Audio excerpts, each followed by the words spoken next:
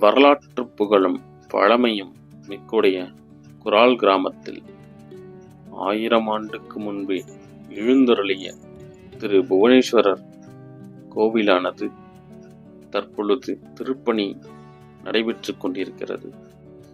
கள்ளக்குறிச்சி மாவட்டம் சின்னசேலம் வட்டம் குரால் என்ற அழகிய குக்கிராமத்தில் திரு புவனேஸ்வரர் கோவிலானது அமையப்பட்டுள்ளது. இக்கோவிலானது பல வரலாற்று சுவடுகளையும் கல்வெட்டுகளையும் சுமந்து நிற்கிறது. கிபி 1178 சோழ அரசர் 3ஆம் குலோத்துங்க சோழரின் 8வது ஆட்சி ஆண்டில் இப்பகுதியில் ஆண்டு வந்த குறுநில மன்னரான வாரகோவரையர் இக்கோவிலுக்கு திருப்பணி செய்யவும், திருவிளக்கு ஏற்றவும், திரு நந்தவனம் அமைக்கவும் நஞ்சை உஞ்சை நிலங்கள் தானமாக கொடுத்து, இந்த தானம் சோழ நாட்டில் விதிக்கப்பட்ட அனைத்து வரிகளும் நீக்குக என கல்வெட்டிலே குறிப்பிடுகிறது. மேலும் இக்கோவிலில் சோழர்க்கும் பாண்டியர்க்கும் ஒரு நல்ல நட்புறவை இருப்பதாக இங்குள்ள கல்வெட்டு கூறுகிறது.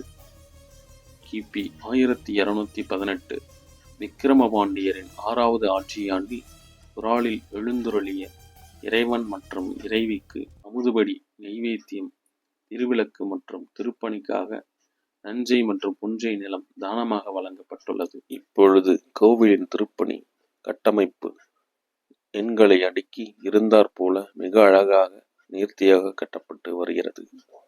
இக்கோவில் அடித்தளம் கற்றளியாகவும் மீதி சுதையாகவும் கட்டப்பட்டுள்ளது. அதன் பழைய தோற்றத்தை இந்த புகைப்படத்தில் காணலாம். இக்கோவில் கருவறை மட்டுமே எஞ்சியுள்ளது. அதன் சுற்றுப்புற சுவர்களும் இங்கே காண முடிகிறது. இங்கே உள்ள எம்பெருமான் ஏழ்மையிலும் அழகனாகவும் மிக கம்பீரமாகவும் அருள்பாலித்துக் கொண்டிருக்கிறார். சந்திராதித்தன் உள்ளவரை, அதாவது சூரியன் சந்திரன் உள்ளவரை இக்கோயிலுக்குண்டான வரிகளை அனைத்தும் நீக்கி தானமாக வழங்கப்பட வேண்டும் என இக்கல்வெட்டிலே காணலாம். எத்தனையோ மன்னர்கள் இக்கோயிலுக்காக நிலங்களை கொடுத்து கோவிலுக்காக திருப்பணி செய்தும் வாழ்ந்து மறைந்தனர்.